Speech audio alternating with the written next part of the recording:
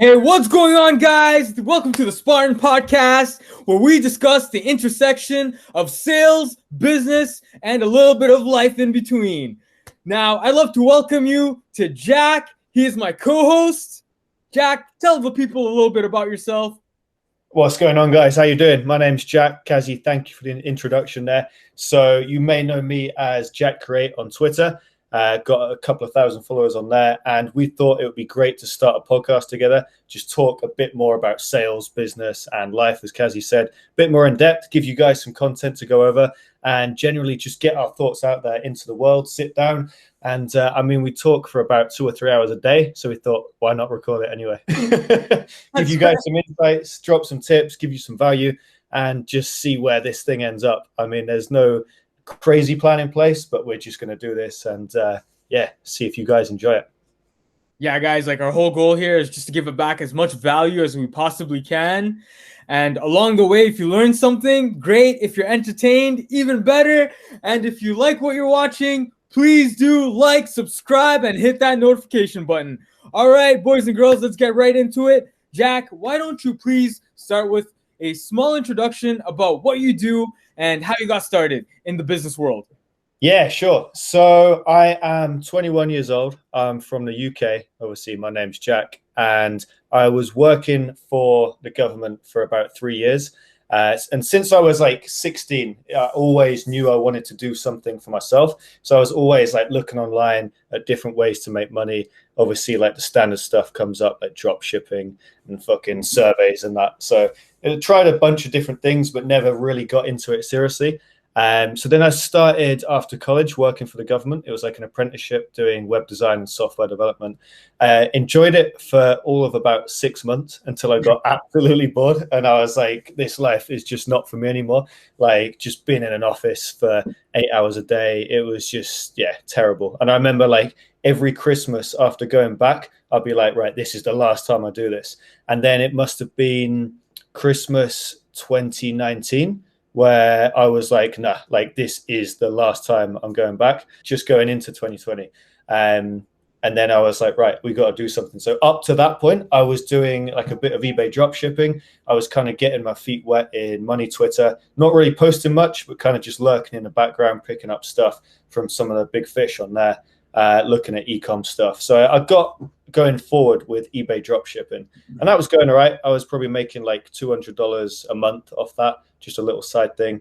And then as we sort of got into 2020, I started doing flipping. So still on eBay and like Facebook Marketplace, I'd just go ahead and buy stuff from retail stores and just flip that on for a profit, which went like super well. So I ended up making, I think I generated about 50K revenue, and about half of that was profit in a couple of months. So that was like, the first taste of like real money, I guess. Like to me back then, I was like, wow, this is crazy.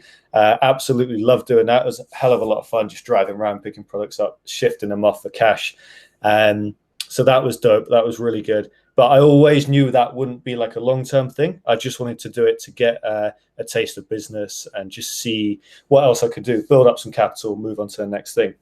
So after that, alongside that, I started a hot tub rental company, like these big inflatable jacuzzis. So what I would do, so I was selling them and they were like flying off the shelves, right? Or out of my garage. But I would go and set these up at people's houses for the weekend. So Thursday to Sunday, and charge them like £150 for the weekend. So that was pretty good as well. Bit of extra income. And then it got to like September last year, right? Everything would be going fucking crazy. I actually quit my job in August. Finally. So I was like working from home from when the lockdowns hit, and it was kind of a blessing. And I literally just had so much time to focus on this. So that's where I got all the time and energy to be able to go and start flipping and do all this hot tub stuff. So fast forward to September, demand completely dropped off. There was just no demand. All the adverts on Facebook were just dead. I had all this stuff. I bought insurance for the company. I was about to get a van. Luckily, I didn't. So like everything was lined up. I had all the equipment and the demand just went. So I was like, right, I've got to figure something else out. So I started looking into Facebook ads to see if I could actually promote the hot tubs that way. Bit of this and that, online business type stuff. And then I stumbled across like cold email. I remember being out, I was quad biking, and I was on the quad bikes going through the forest, and I thought, you know what? This is what I want to do. Like, just whenever I want on a Wednesday afternoon, be able to go quad biking. So I was like, I want to get into solid online business, like complete, like the standard stuff, right? Yeah, you have as much money coming in as you want. Like, you can be anywhere in the world, just do it from a laptop. Basically, like living the dream, right? So I was like, okay, we're going to go ahead with this. And yeah, I just spent 3 weeks solid learning all about cold email, cold outreach, sales. I read The Way of the Wolf by Jordan Belfort, just got as much information as possible in my head. And then that's it. Here we are today. So it's now April. So like fast forward an entire year. And yeah, running a successful outbound agency and doing a lot of sales, a lot of closing, a few other things on the side, like related to this. But yeah, it's been a wild year to say the least. That's beautiful, Jack. And especially because you did all of this, especially, you took that leap of faith in really the middle of a pandemic as well. Yep. Correct me if I'm wrong, right? Yeah, literally that. Like because I knew there was one specific moment. I was still living at my parents' house, and it was probably like May last year. So just after I turned 21. And I remember my boss, he phoned me up on Skype on the laptop working from home. He was like, yeah, like we're going to be coming back into the offices soon. So you need to be coming back in. And at that moment, my heart sunk. I was like, nah, I've had a taste of freedom. I'm not going back to that fucking grey shit office, sitting there and just bullshit going on. Like, it's not happening. Like, there is no way. So I was speaking to my parents, and I was like, I'm going to quit my job. Like, I need to do this. I need to leave. Obviously, I didn't know if flipping was going to continue. I hadn't even started the rentals, so demand for anything I was doing could have dropped off, which it did. And it was a risk that I had to take. So I was speaking to them, and they were like, if that's what you want to do, you do it. And my parents have always been extremely good like that. They never pushed me to do like university or anything I didn't want to do. They kind of just let me figure it out on my own. They were very supportive in everything that I wanted to do. So yeah, by that point, I was like, right, I need to like get a plan together to quit. We didn't actually end up going back to the offices, so I was still working from home a bit. So I kind of prolonged it a little bit, got like the rest of the money from that job and just saved it away. But then it came to August, so like 2 months after that, and then I left it completely. So yeah, middle of a pandemic, like everything on the line, balls to the wall, just absolutely went for it. I think that's important, and that that balls to the wall kind of thing, I think that's critical for people to actually push forward past their comfort level. Like, especially that moment when your heart kind of sank, right? And you notice that I have this feeling in my gut now when I had this call to go back to the office. Yep. You connected that feeling to action, and that's key, and that's pivotal. A lot of people, they wouldn't necessarily do that, but you took that leap of faith. You saw that feeling that you had inside you, and you took it to the next level, right? I call that like a catalyst moment almost, right? That moment. Absolutely.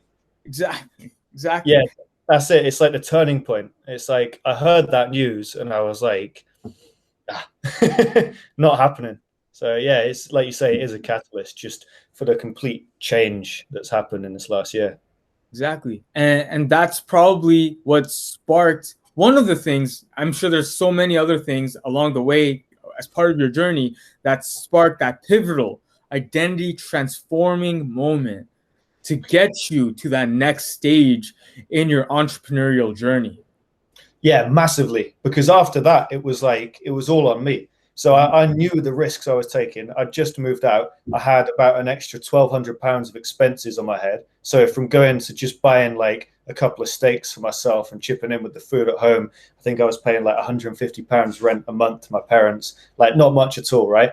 And then going to like 10 times that, I was like, okay, like I'm fully prepared for what's about to happen. I could completely lose everything. And I'll be honest, I almost did. So like over the summer, like I got all that money, and I absolutely just blew it. Like I was to the point where I think I had about 5K left, 3 to 5K left in my bank. And I was like, right, we better get our ideas together and start cracking on.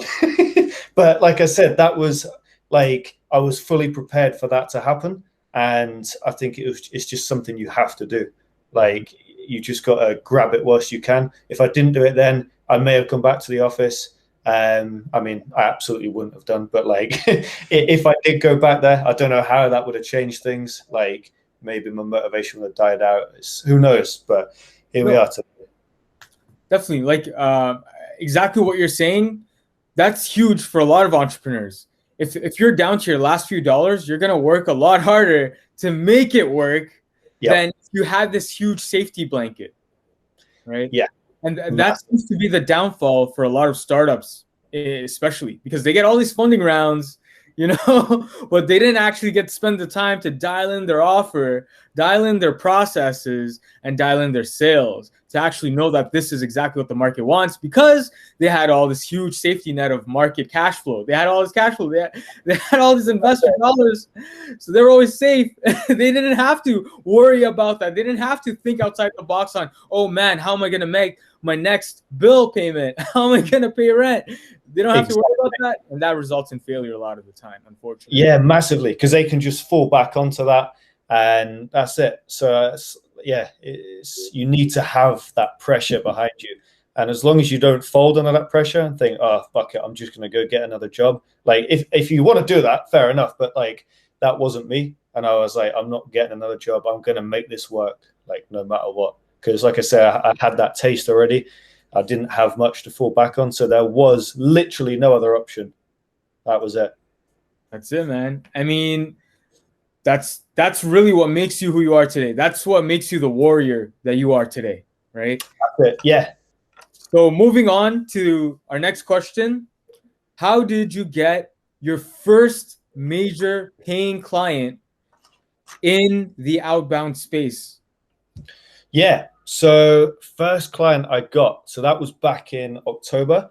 And it's a funny one, actually. It was actually my very first sales call ever. Like, I had never done sales in my life, like on the phone, actually selling a service. Obviously, I'd sold products, but that's not the same. You're not interacting with anyone. So I'll get onto that point in a minute, actually. But yeah, what I did, I started a cold email campaign, sent it out to, I think it was something like 30 people in total. So it was split across two campaigns. I did the first one. The targeting was a little bit off. It wasn't to like a specific audience that I wanted to work with. I was kind of just fumbling around, and I dialed it in a little bit more.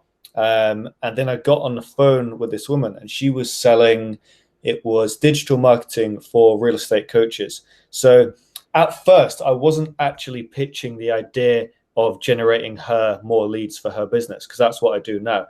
That was the goal, but I came in at a lower price point and something more attractive from a beginner like myself, because I had no experience at this point. So there was no social proof, nothing.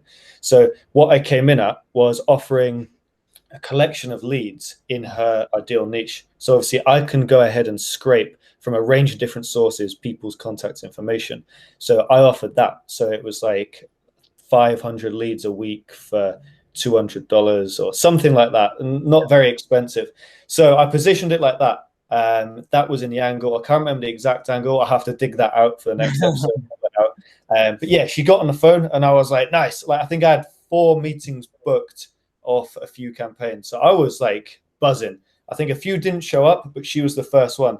And I remember sitting there and I was like hoping and praying she wouldn't show up, because I was like, I was scared. I'm not even lying. I was like, oh, fuck, like I kind of hope, like, obviously I wanted her to show up because I wanted to make bank, but I was also scared at the same time. And then she didn't show up and I was like, oh no. So I was like, fuck, okay. So like I followed up with her and then she booked on for the next day. She just missed it. It happens a lot in this game. So we got on the phone, positioned the offer, and this is how I laid it out. So I said, look, I can get you these leads in your target niche every week, 200, 500, whatever you need, for a couple of $100 a week. And she was like, yeah, sounds awesome. Obviously, this was for doing cold outreach, and she was going to do that cold outreach using emails or whatever else the Instagram accounts I got for her. So at that point, she had like 50% of the puzzle complete, right? So she would have the leads, but she didn't have the knowledge of how to actually reach out to these people. So that's where I came in. And I was like, right, so now you've got these leads. Have you ever done cold outreach before? And she was like, no, I've got no experience. I was like, okay, here's another service offer. So this was the upsell, right? So This was the actual full end-to-end service. And I said, look, I'll do the whole outreach, blah, blah, blah, everything that's included. And again, I can run through that script on a different video. But I just packaged it up really nicely. And I said, look, I'll throw in the leads for free and I'll fulfill the service. The leads take 5 minutes to get. So it was like free for her, but she got that entire package in one. And I was charging $2,000 a month. And we settled on $1,500, and that was paid up front. Obviously, as a complete beginner, I had no clients. And yeah, I was just straight up. And she was like, yep, you know what, we'll give it a shot. $1,500 through Stripe. And I was like, whoa, like that was a huge payment that hit. So yeah, that was the first client I got, which actually went really well. But yeah, I'm sure you've got more questions if you want to dive into. Yeah, of course. But I love hearing you talk, Jack. You know, we do this every day. Yeah. He's got my voice ingrained in his ears by this point.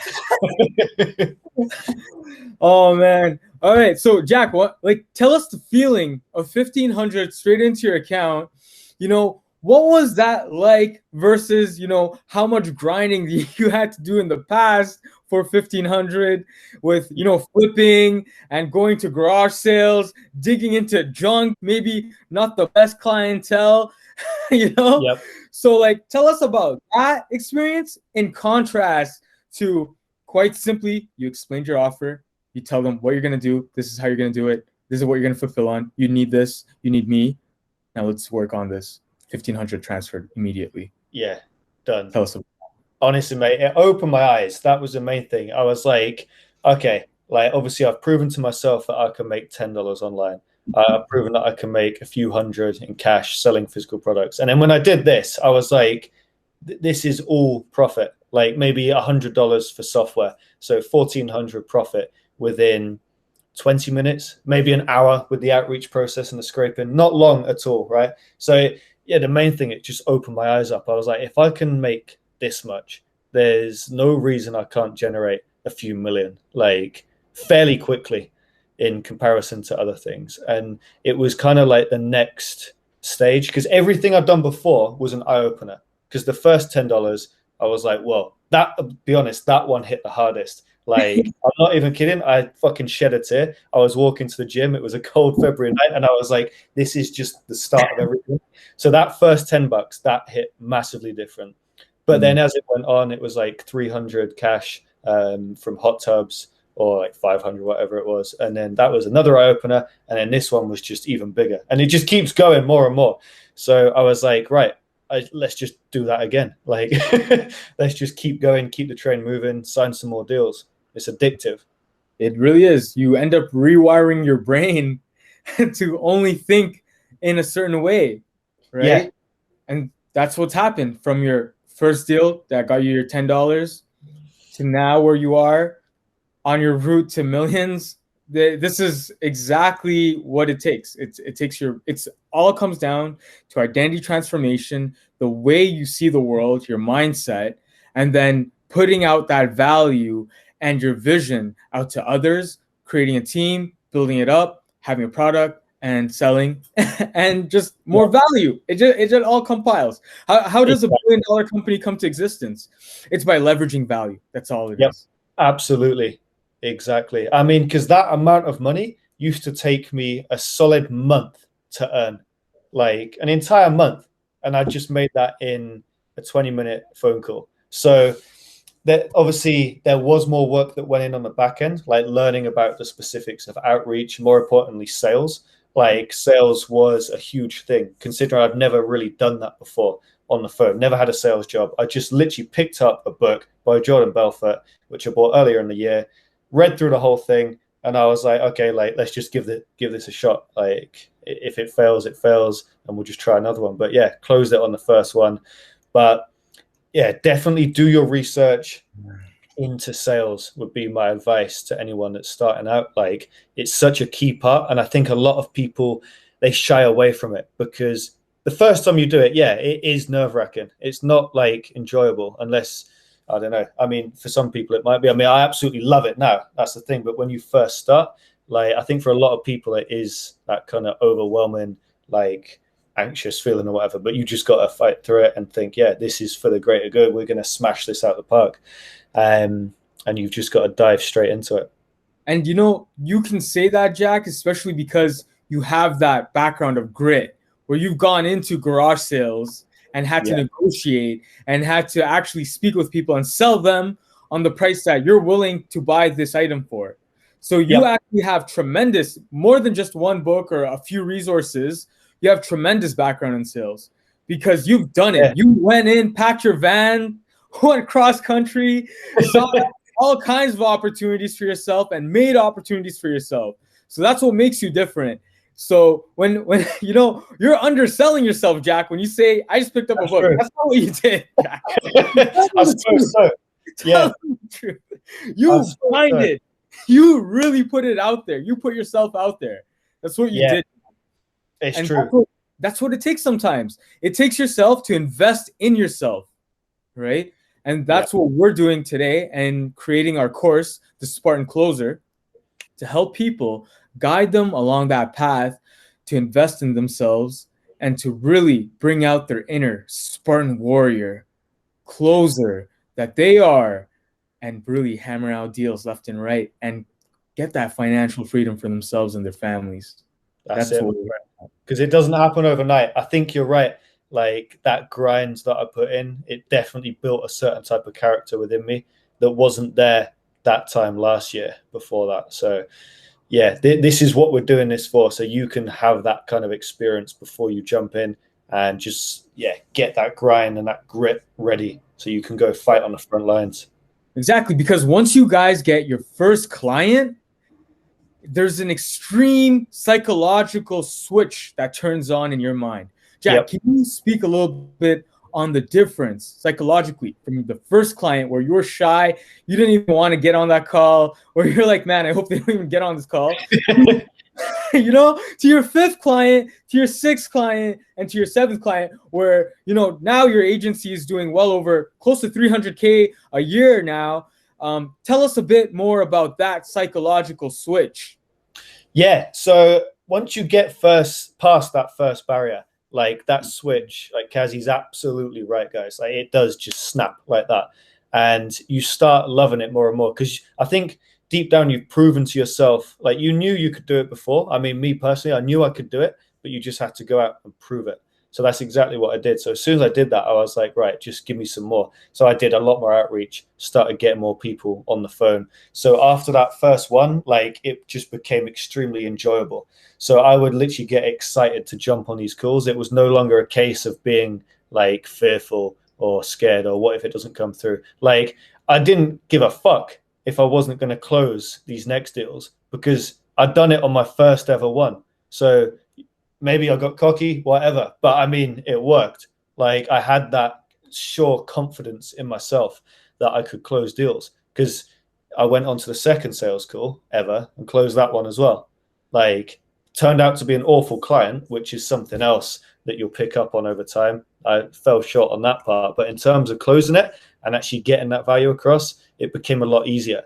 So then, like a few hundred calls later, and it just comes extremely naturally. Like I've got one of my guys that I'm helping with outreach, one of my students, and right now he's in the very early stages. Like he is very fearful of getting on his calls. I record all of them. So I literally take his deals for him, his sales calls, and I will send him the recordings. And he's like, man, just even listening to you doing that makes me just want to run away and hide.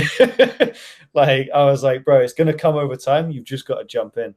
But yeah, like I said, once you get everything systemized, you got the script. I mean, you don't even need a script. Like now these days, I know exactly what questions to ask. I can just go back and forth. It just comes extremely naturally.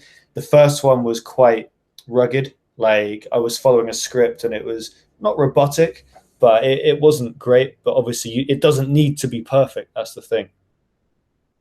Absolutely not. And that's part of taking action, right? Every day, if you take action and you move that money meter closer to your goal of earning every day instead of busy work, that's all it takes, guys. Yep. Every day, just take the right steps, connect with the right people, speak with the right clients, have the right offer in front of you, and put that offer in front of them. you're just connecting pain points to benefits at that point, and that's all you're doing. And it's game over. And it's game over. That's how you close the sale. That's all there is to it. You're just connecting pain points to benefit statements. They need this. This is why you can make more money for this reason. Let's work together. That's all it is, boys and girls. Yeah. So on that note, we have our links down below for the Spartan Closer course. If you're interested in learning more, please contact Jack. Here's the link down below to his Twitter. DM him. Our socials down below and our courses down below. Remember, like, subscribe, hit that smash that notification button. Let's get going, boys and girls. Let's go.